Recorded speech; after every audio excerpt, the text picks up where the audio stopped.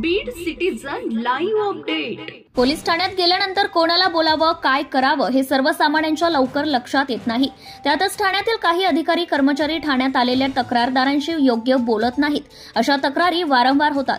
मात्र नूतन पोलीस अधीक्षक नवनीत कावत यांनी तक्रार निवारण दिनाची संकल्पना मांडली आणि ती संकल्पना प्रत्यक्षात अंमलात येऊ लागली आहे।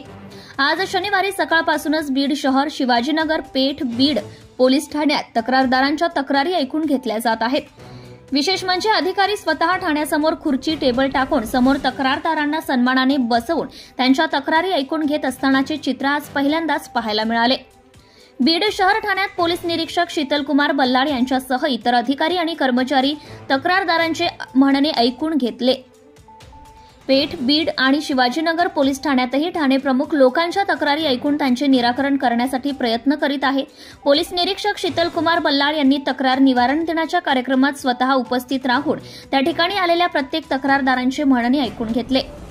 पोलीस अधीक्षक नवनीत कावत यांच्या या स्तुत्य उपक्रमाबद्दल सर्वत्र समाधान व्यक्त होऊ लागले आहे। दर शनिवारी अशाच पद्धतीने तक्रार निवारण दिन घेण्यात येणार आहे। Subscribe now and press the bell icon. Never miss an update.